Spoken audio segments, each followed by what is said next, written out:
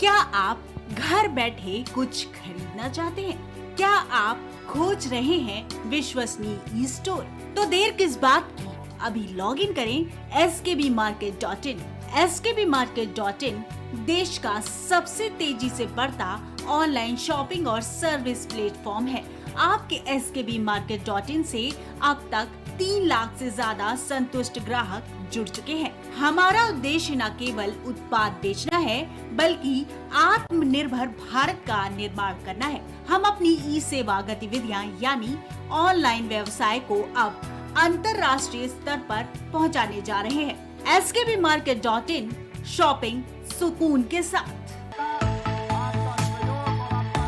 कुछ भाव पुष्प। आप देख रहे हैं प्राइम टीवी, सच साहस सरोकार।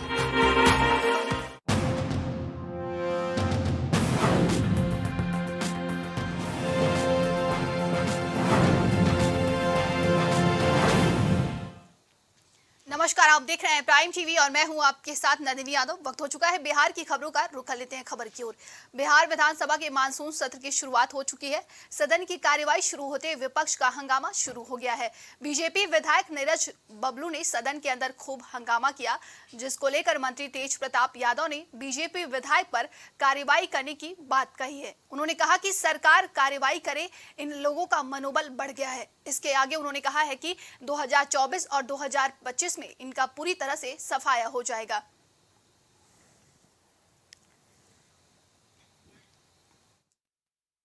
और 24-25 में इनका सुपड़ा साफ होना तय है। आज ये विधानसभा में आज हम भविष्यवाणी कर देते हैं कि नरेंद्र मोदी का जो कुर्सी है वो महागठबंधन का कुर्सी।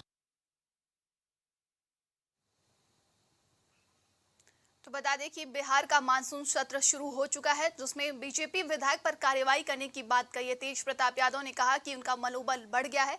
वहीं पर तेज प्रताप यादव ने यह भी कहा कि 2024 और 25 में इनका पूरी तरीके से सफाया हो जाएगा। बीजेपी विधायक पर कार्यवाही की करने की बात कही है तेज प्रताप यादव ने। बिहार विधानसभा विपक्ष में हंगामा हुआ है। बता दें कि बिहार विधानसभा मानसून सत्र शुरू हो चुका है। बीजेपी विधायक ने मानसून सत्र में खूब हंगामा किया, जिसको लेकर तेज प्रताप यादव ने कहा कि इन पर कार्रवाई करनी चाहिए।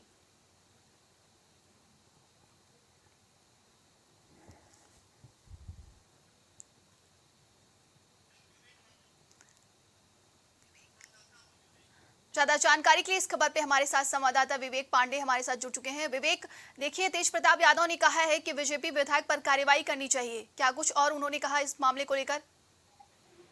जी बिल्कुल, जिस तरीके से विधान मानसून सत्र चल रहा है वो मानसून सत्र हंगामे जा रहा है। मानसून सत्र है उससे ज्यादा कही जाए तो राजनीतिक सत्र है। उनको राजनीतिक सत्र कही जाए तो दो नहीं होगी। जिस तरीके से 10 तारीख से मानसून सत्र शुरुआत हो गया है, 14 तारीख तक चलेगा, लेकिन 14 तारीख तक जो कही जाए तो जनहित की मुद्दा न उठाकर सिर्फ राजनीतिक की जा रही है। वहीं अगर दूसरी तरफ देखी जाए तो तेज प्रताप यादव ने जो पूर्व मंत्री रहे नीरज बबलू और अभी भी विधानसभा के सदस्य हैं, वो नीरज बबलू पर आरोप लगाते हुए कहा कि नीरज बबलू जो जिस तरीके से विधानसभा के पोर्टिको के अंदर जिस तरीके से हंगामा किया है, उनकी सदस्यता रद्द करनी चाहिए।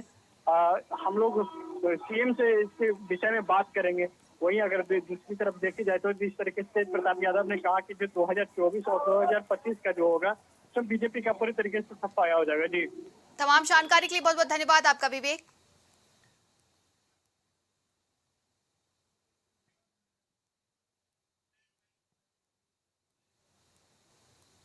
मोतिहारी में आशा कार्यकर्ता और आशा फैसिलिटेटर के 9 सूत्री मांगों को लेकर हड़ताल शुरू किया गया है, जिसमें जिले के सभी अस्पतालों में तालाबंदी करते हुए धरना दिया गया। साथ ही मोतिहारी सदर प्रखंड के प्राथमिक स्वास्थ्य केंद्र और सैकड़ों आशा कार्यकर्ताओं ने तालाबंदी करते हुए प्रदर्शन किया। स्वास्थ्य केंद्र पर सभी काम को बाधित किया गया। पूर्वी चंपारण में सभी स्वास्थ्य व्यवस्था ठप हो गई है। वहीं सैकड़ों की संख्या में आशा कार्यकर्ता और आशा फैसिलिटेटर ने स्वास्थ्य केंद्रों के कार्यों को ठप कर दिया है। बता दें कि पारितोषिक के बदले मानदेय की मांग सहित 9 सूत्री मांगों को लेकर आशा कार्यकर्ताओं ने आंदोलन शुरू किया है।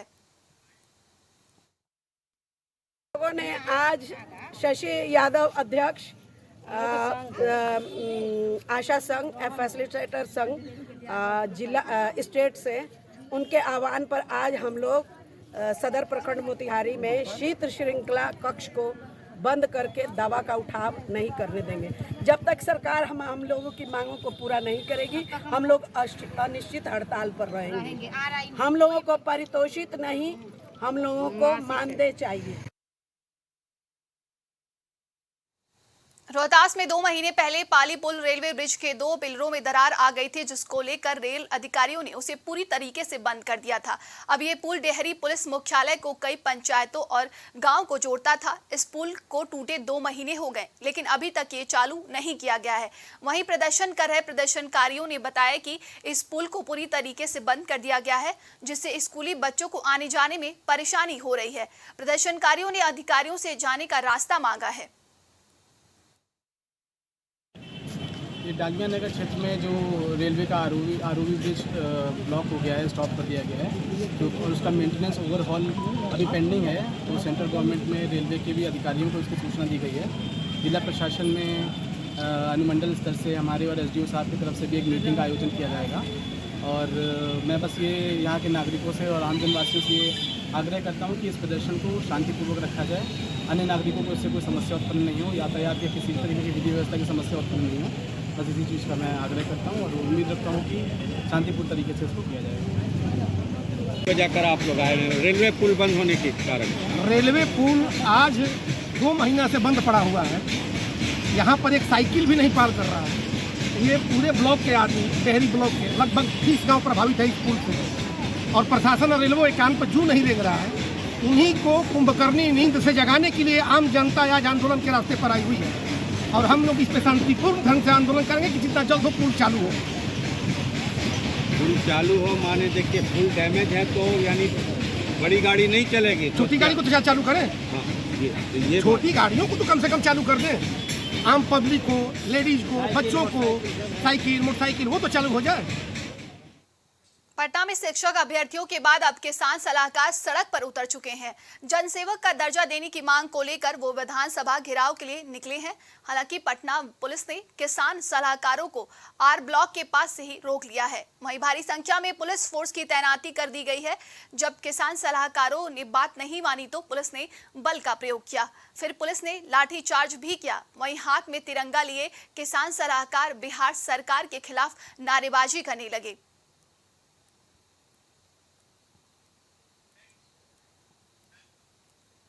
बाड़मेर नगर वासियों को जल जमाव की समस्या से राहत दिलाने को लेकर युद्ध स्तर पर नाला उड़ाही का काम चल रहा है। जहां सड़कों पर जल जमाव की समस्या देखने को मिलती है, वहां पे राविस बिछाकर और नाले की सफाई कर नगर वासियों को जल जमाव की समस्या से राहत दिलाने की कोशिश की जा रही है। नगर परिषद के चेयरमैन संजय कुमार की ओर से कोशिश की जा रही है। बाढ़ में कई गंगा घाट को युद्ध स्तर पर साफ करवाया गया है। काम ये जो भी हो रहा है किस प्रकार का काम है? बहुत नाली सफाई बहुत अच्छा हो रहा है। इससे पहले ऐसा सफाई देखने को मिला था? नहीं हो रहा था। मतलब आप खुश हैं चेयरमैन साहब? हाँ, बहुत खुश है। शुरू हुआ है? देखिए, हम लोग पार्क रुका हुआ था, कुछ प्रॉब्लम था, लेकिन बुडको के सहयोग से हम लोग लिखा पढ़ी किए, इसमें डॉक्टर साहब का सहयोग, बुडको का सहयोग से आया कि पार्क बने। हम लोग कहीं इसको युद्ध स्तर पे करा दिए। बाढ़ में एक भी नहीं है।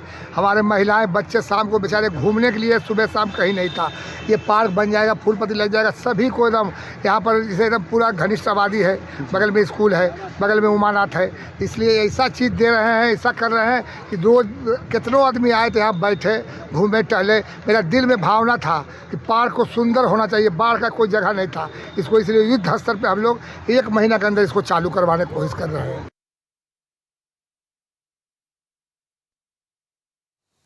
तो बता दें, इस वक्त की बड़ी खबर सामने आ रही है। आपको बता दें कि दिल्ली में बीजेपी की अहम बैठक चल रही थी, जो कि अब खत्म हो चुकी है।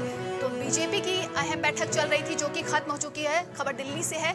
बता दें कि बीजेपी अहम बैठक की थी जो कि अब खत्म हो चुकी है। करीब 5 घंटे तक बैठक चली। आपको बता दें कि बीजेपी की अहम बैठक करीब 5 घंटे तक चली है। बीजेपी अध्यक्ष जेपी नड्डा बैठक से निकल चुके हैं। तो बड़ी खबर आपको बता दें कि बीजेपी की अहम बैठक थी जो कि अब खत्म हो चुकी है। क्षेत्रों में भेजे गए विस्तारक हुए शामिल।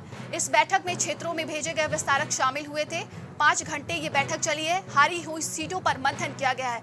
2024 को लेकर लगातार बीजेपी बैठक करे। जेपी नड्डा की अध्यक्षता में बीजेपी की बैठक चल रही थी, जो कि अब खत्म हो चुकी है। 5 घंटे से ज्यादा ये बैठक चली है, जिसमें क्षेत्रों के सभी विस्तारक शामिल हुए थे। ज्यादा जानकारी के लिए इस खबर पे हमारे साथ संवाददाता विभांशु जुड़ चुके हैं। विभांशु, बीजेपी की अहम बैठक चल रही थी, जो कि करीब 5 घंटे चली है, जो कि अब खत्म हो चुकी है। क्या कुछ अधिक जानकारी है? नंदनी, आपको बता दें कि 2024 के लोकसभा चुनाव के तैयारियों में जुटी भारतीय जनता पार्टी लगातार बैठक कर रही है। संगठन के तमाम अभियान और कार्यक्रम के माध्यम से आम जनमानस के बीच जाकर भारतीय जनता पार्टी को प्रमोट कर रही है। तो वहीं आज राजधानी दिल्ली के केंद्रीय मुख्यालय पर भारतीय जनता पार्टी की अहम बैठक की गई है। इस बैठक में तमाम विस्तारकों को बुलाया गया था और जिन 160 सीटों पर बीजेपी को 2019 के लोकसभा चुनाव में हार मिली थी, वहां की समीक्षा की गई है और हार की वजहों को जो तमाम पर्यवेक्षकों की रिपोर्ट थी, उसको इस बैठक में हिस्सा बनाया गया है। उस पर चर्चा की गई है। जो रिपोर्ट थी जिसमें 160 सीट हारी गई थी, तो उसमें किन वजह से हारी गई थी, जाति जन समीकरण को भी देखा गया है। वहीं उत्तर प्रदेश के 16 सीट थी जिस पर भारतीय जनता पार्टी को 2019 के चुनाव में हार मिली थी, तो इन सीटों पर भी चर्चा किया गया है। साथ ही बीजेपी कहीं ना कहीं उत्तर प्रदेश के अंदर में फुल फोकस्ड होके मिशन 80 के तहत काम कर रही है, जहां आगामी दिनों में तमाम कार्यक्रम रखे गए हैं। बूथ स्तर से लेके घर घर संपर्क के तमाम कार्यक्रम तय किए गए हैं। तो इस विस्तारक की बैठक के बाद अब देखने वाली बात ये होगी कि भारतीय जनता पार्टी क्या अभियान और ले आती है और कैसे। जी विभांशु, देखिए वहीं पर जनसंपर्क अभियान की डेट जो है बढ़ा दी गई थी, वो 15 जुलाई तक रखी गई है। क्या कुछ ऐसी रणनीति बनाई गई है? जी बिल्कुल, आपको बता दें कि 3 दिनों का समय बचा है। महाजनसंपर्क अभियान के समापन में 15 दिनों के लिए एक्सटेंड किया गया था। केंद्र सरकार के 9 साल पूरे होने के उपलक्ष्य में 1 जून से और 1 जुलाई तक ये अभियान चलाया जाना था। आने वाले 17 से 19 जुलाई तक विशेष संपर्क अभियान शुरू कर रही है बीजेपी, जो 17 से 19 जुलाई तक चलेगा। इसमें बीजेपी के तमाम कार्यकर्ता पदाधिकारी घर घर जाकर और 9 साल की नीतियों को बताएंगे। साथ ही साथ राज्य सरकार और केंद्र सरकार के जो उत्कृष्ट काम है उनको आम जनमानस से रूबरू कराएंगे। जी, तमाम जानकारी के लिए बहुत बहुत धन्यवाद आपका।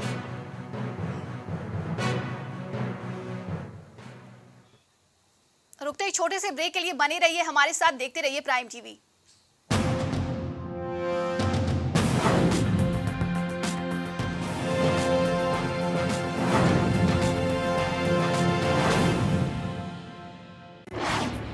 क्या आप घर बैठे कुछ खरीदना चाहते हैं? क्या आप खोज रहे हैं विश्वसनीय ई स्टोर? तो देर किस बात की, अभी लॉग इन करें skbmarket.in। skbmarket.in देश का सबसे तेजी से बढ़ता ऑनलाइन शॉपिंग और सर्विस प्लेटफॉर्म है। आपके skbmarket.in से अब तक 3 लाख से ज्यादा संतुष्ट ग्राहक जुड़ चुके हैं। हमारा उद्देश्य न केवल उत्पाद बेचना है, बल्कि आत्मनिर्भर भारत का निर्माण करना है। हम अपनी ई सेवा गतिविधियां यानी ऑनलाइन व्यवसाय को अब अंतर्राष्ट्रीय स्तर पर पहुंचाने जा रहे हैं। skbmarket.in, शॉपिंग सुकून के साथ। सियासी दिग्गजों से जानेंगे राजनीतिक दांवपेच, अफसरशाहों से मिलेगी अंदर की जानकारी। सांसद से लेकर विधायक तक, आईएएस से लेकर आईपीएस तक, सबसे होगी बात। शख्सियत शनिवार और रविवार शाम 7 बजे सिर्फ प्राइम टीवी पर।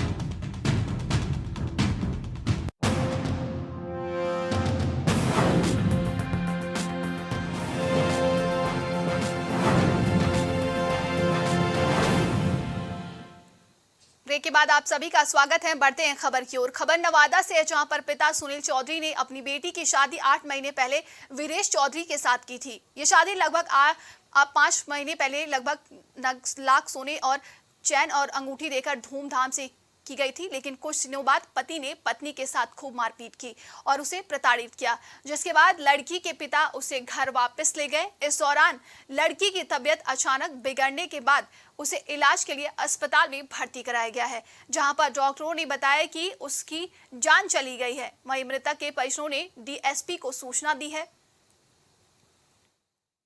मामला ये 8 माह पहले विवाह हुआ, ठीक है। अच्छा।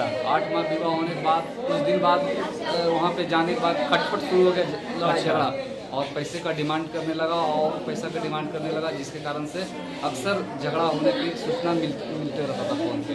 अच्छा। लेकिन इसकी माँ और पिताजी सोचता था कि किसी तरह से हम मामले को सुलझा दें। अच्छा। और लेकिन बात नहीं बनी। इस बीच में वो गर्भपात हुई थी और इसके साथ मारपीट किया गया, जिसके कारण से उसकी माँ और पिता जाकर अपनी बेटी को लाया, अनंतपुर में इलाज कराया। इलाज कराने के दौरान उसके यहाँ पे लाने के दौरान मृत्यु हो गई।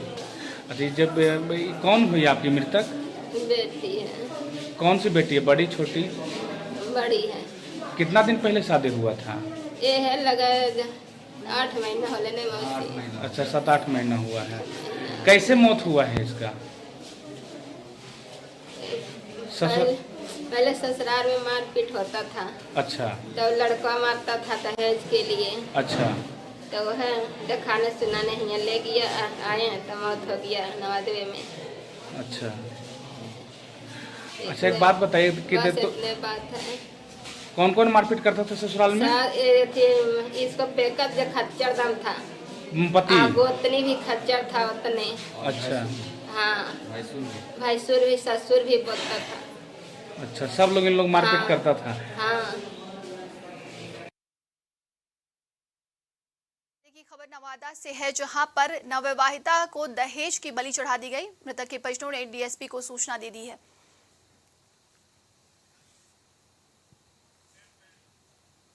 खबर रोहतास से है, जहां पर पुलिस कार्यालय में प्रेस वार्ता के दौरान एसपी विनीत कुमार ने बताया कि अपराधियों पर नकेल कसने के लिए रोहतास एसपी ने कहा है कि अपराधी कितना भी शातिर है, पुलिस के शिकंजे से नहीं बच सकता है। एसपी ने कहा कि टॉप 10 में अभी तक 4 अपराधियों को गिरफ्तार कर लिया गया है और टॉप 20 में 10 अपराधियों को अभी तक गिरफ्तार किया गया है, जिसको लेकर अपराधियों में हड़कंप मच गया है।